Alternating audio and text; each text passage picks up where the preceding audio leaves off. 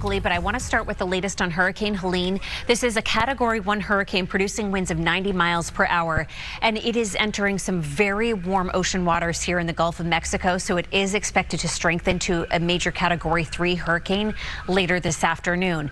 Already we're seeing some of the outer bands impacting parts of Florida, Georgia, the Carolinas here with rain, with wind, and as that storm continues to get closer to the Florida Big Bend, it is expected to make landfall later tonight as a major hurricane. We're on that weather alert. We're tracking the latest on Helene, but locally we've got some rain in the forecast here across New England. Showers filling in thanks to this front moving through. A lot of this is north of us and will stay north of the Mass Pike as we approach the afternoon. That being said, I can't rule out a couple of spot showers or sprinkles before that. In Boston, it's cloudy. We have temperatures in the upper 50s to low 60s. You'll want that rain gear with you for that rain that will arrive later today. The bulk of it right now to our north, though, here across southern New Hampshire. And I'm not too concerned with this, but you will encounter some wet roads here from, say, 93, moving over the Massachusetts-New Hampshire border. In Boston, that rain arrives later in the day. I'll have a closer look at how much you can expect coming up. Let's get a check of the roads right now with Parrott.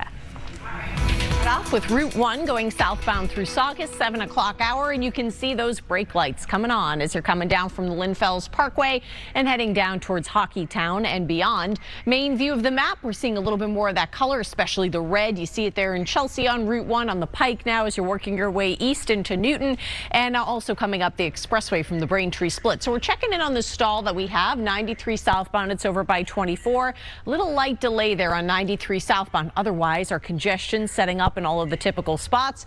North of Boston, we're looking a little heavy there, coming down Route 3 from 495, and that's to be expected at this hour of the morning. 93 all filled in, mostly light to moderate traffic from Andover all the way down through the Cloverleaf, and then you get a little break before you get into it again.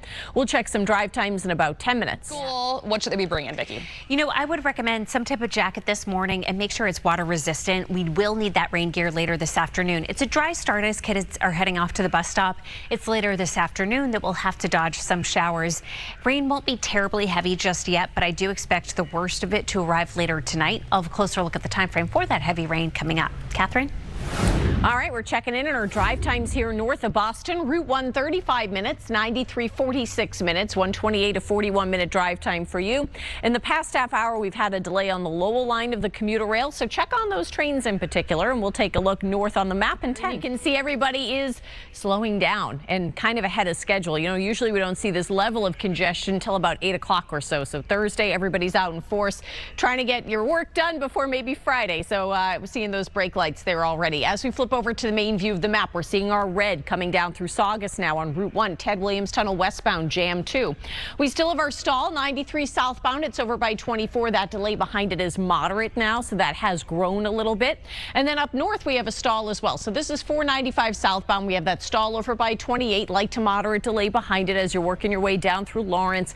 I don't think it's enough where you want to totally reroute yourself, but at least build in a few extra minutes. 93, we're seeing that red pocket forming now, Tewksbury, as you work your way towards Wilmington, and you're jammed to moderately busy on Route 3 as well, 495 all the way through Billerica.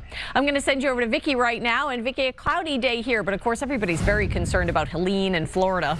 Yes, a lot to talk about here in the weather department. Locally, we are starting the day off with clouds. I want to start with weather from your window, and this was sent in from Mikey Harrington from Sandwich, and you can see just a beautiful start to the day, a little glimpse of that sunshine as that sunrise was getting underway. However, we're not going to see a whole lot of sunshine throughout the day. It's thanks to this front that's moving into New England right now, producing some rain across northern New England, and that won't get to Boston until later in the day. That being said, I can't rule out a spot sprinkle. It's a lower impact this morning. I don't expect the heaviest rain to arrive until, say, late this afternoon and evening. We're in the upper 50s, low 60s right now. Highs today in the upper 60s, which is where we should be this time of year.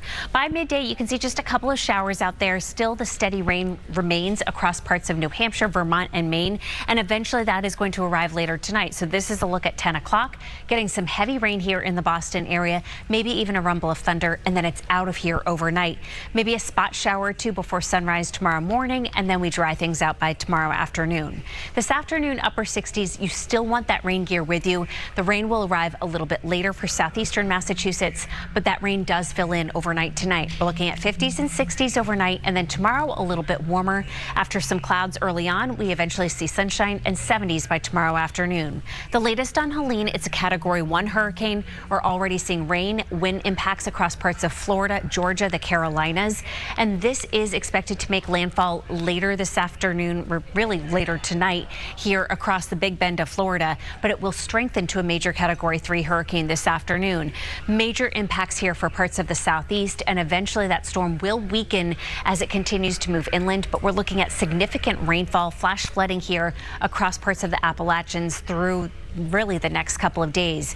Wind is also a major impact, not just across Florida, but Georgia, and then on through the Carolinas through overnight into tomorrow. And then storm surge along the Big Bend. That is also going to be a major concern. Locally, your 7-day forecast shows today